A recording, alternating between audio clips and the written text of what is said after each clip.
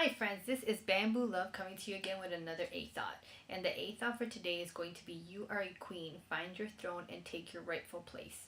And the A thought is kind of just like a topic sentence. It just means that the rest of the conversation is going to revolve around this idea of being a queen, finding your throne, and taking your rightful place. So, what do I mean by this when I'm talking about being your queen? Well, going from a girl to woman has many different events that go along the way. We experience many different changes in our body. We experience many changes emotionally, and sometimes they're scary, sometimes they're special. So it just depends. Like I know, for instance, when we first get our periods, it's kind of freaky. Like we don't really know what's going on, and why are we bleeding from down there? That's a huge one. And then there's all these emotions that come with it. But there's kind of excitement. Like you kind of feel like, wow, I'm becoming this woman now, and I'm part of something kind of huger because we share this with all other women out there that experience their periods monthly. So there's different changes like that. The first time you like a boy, the first time you kiss a boy, or for a girl, for some of us, what the changes and what are the things that happen when those experiences happen. So what this idea is, though, that we have been kind of programmed by society to have an idea of fairy tales, and even though I'm a huge fan of fairy tales, some of those fairy tales out there, like Cinderella and Sleeping Beauty and Snow White, they kind of haven't done us very good because we have this idea of there's somebody out there that's going to come and save us and make us perfect and everything's going to be okay. And if some of you haven't realized, in real life, it doesn't really happen that way. And there's tons of movies out there too of this idea, like Pretty Woman. Classic, and I love that movie, but this idea that there's some dude out there that's gonna save us and make everything all well. And then you think like, okay, what's my role in all of this? So this is the idea that we actually, because of how we were created, because our completeness does not lie in another person, can actually be our own saviors, can save ourselves. And that's what it's about, being a queen. That's what that means. That you actually are, looking over this kingdom that you create, and you have the power to create that kingdom for yourself. Not again in a separate sort of way, not if I'm doing this because I'm so special. No, in realizing that we're connected to something higher than ourselves. That is where the power lies in. That's what I call the inner ambiance, the space that we have within each of us, where something greater than us can come in, fill up that space, fill us with that energy, and that is what empowers us to be queens. And for dudes, that's what empowers you to be kings. And I think that's really how we were meant to live this life. So how do you get to that place? Well, for many of us, we have breakups. Most of us have gone through some kind of breakup or another.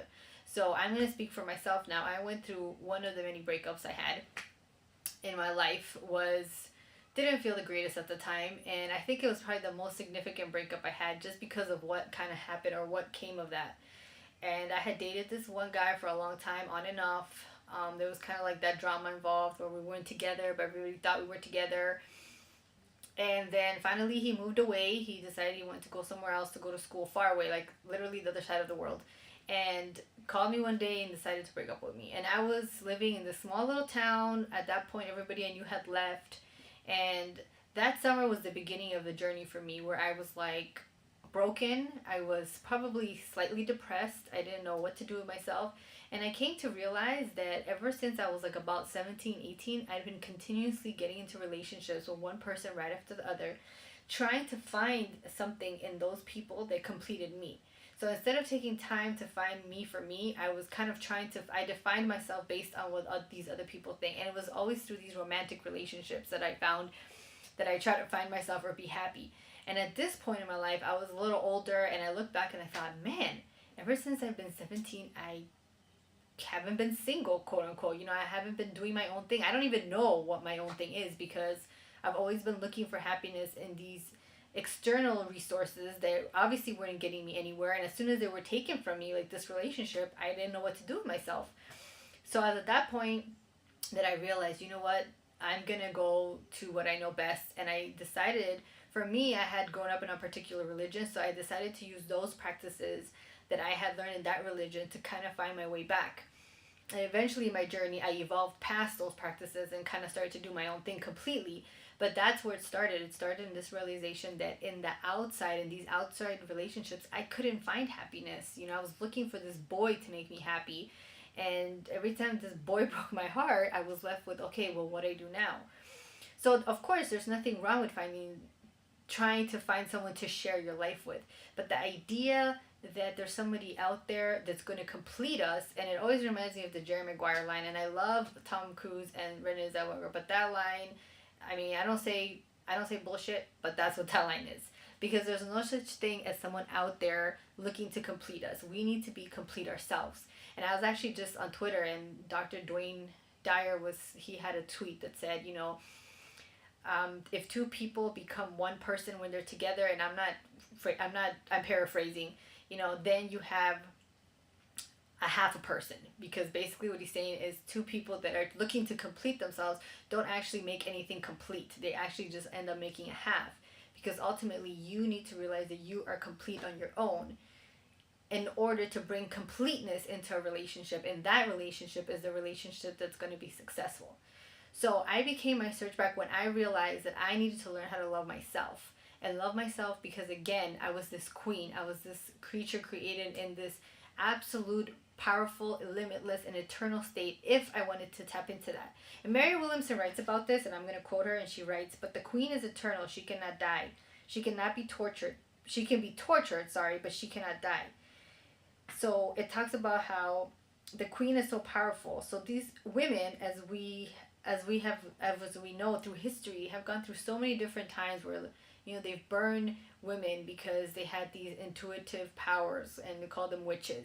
You know, we've been raped, we've been tortured, but through it all, the strength of the feminine energy still endures within us today, and that's what we're trying to tap into. That's the part of ourselves that we're trying to get to know.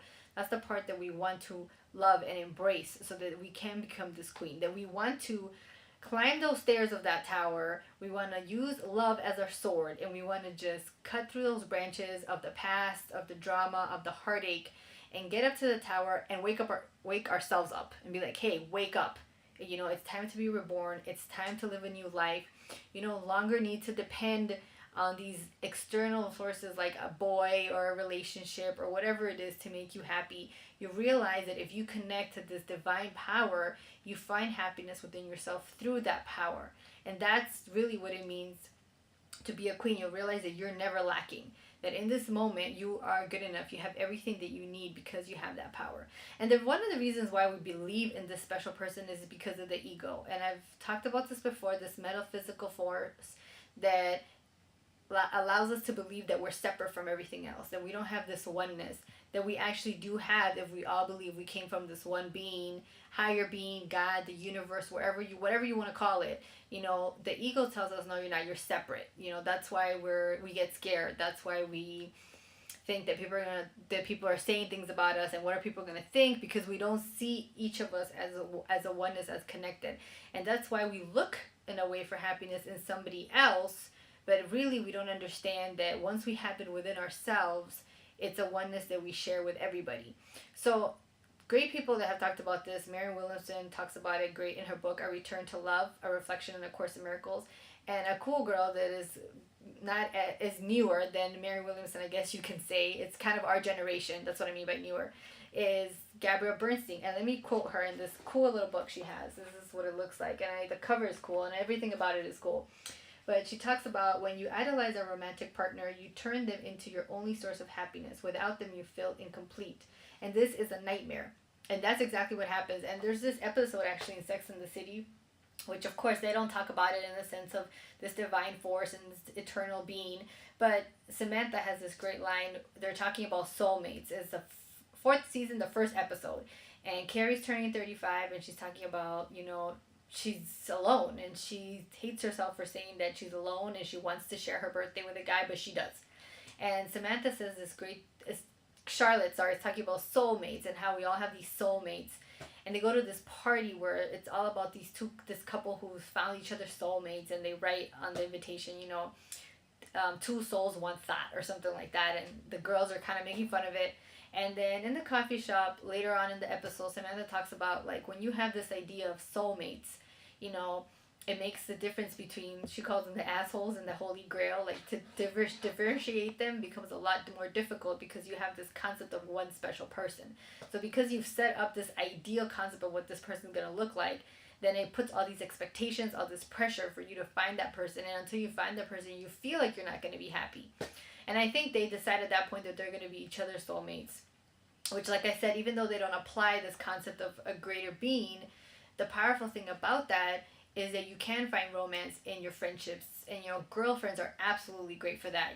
You can do cool little things with your girlfriends, like go on a date with your girlfriend, or go to the mall with your girlfriend, or buy your girlfriend flowers. And one of my girlfriends, for I think it was her birthday, I surprised her by leaving balloons outside of her house, and when she opened the balloons, she opened the door in the morning to go to school, and she found the balloons outside tied to her door, and she called me to thank me. And those are little romantic moments, or moments of happiness that you can find with other people that you don't have to find with that one special person. Or this idea that that's all those special things you only can share with that one particular guy, when you do have these wonderful sources of love that you can apply. And again, it's the idea that we believe that we can only find love through that one person, when in fact, if God is love and we believe love is God, then you can find love anywhere that you want to go.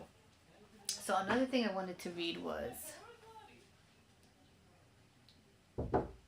our desire to find one special person, one part of the sonship, who will complete us is hurtful because it's delusional. It means we're seeking salvation in separation rather than in oneness. The only love that completes us is the love of God, and the love of God is the love of everyone. So it's important that we realize that in our oneness with God, that is where we can find true happiness. And as women, it is our time, it is our duty to do the work, to find ourselves, to reach that throne that we want to reach, to live that life, to find our rightful place, because that is where we're supposed to be happy. And let me quote myself when I write, your success is your kingdom success, and your greatness as a queen is interrelated with the greatness of the world you live in. Once you crown yourself queen, you are never the same person. You leave the princess and the girl behind, and you take your rightful place on your throne. You will reign and live forever, beautiful and strong. And all this lecture is tied with an A thought called Queen. And if you want to read more about it, go ahead and check out the blog. But these were the ideas behind it. This is what I was feeling. I was being empowered by this idea that at one point in my life, I knew I was trying to find happiness in my relationships. And I finally realized that I had to find happiness in my inner ambiance. That's where I would find happiness. And once I had the happiness, then I could take it to other people. And then I could have this happy relationship that I was looking for once I was able to connect within myself. This has been Bamboo Love. Live life and create.